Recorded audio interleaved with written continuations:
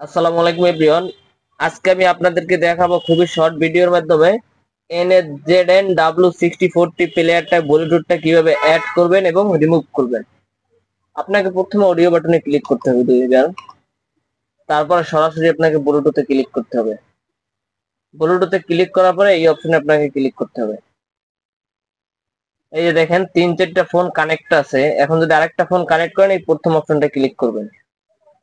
এখন আপনার যে কোনো ফোন থেকে সার্চ করলে কার মাল্টিমিডিয়া লেখা আসবে, আর কার মাল্টিমিডিয়া লেখা আসলে আপনার ফোনে পেয়ার দিয়ে দেবেন পিন নাম্বার 4টা 0।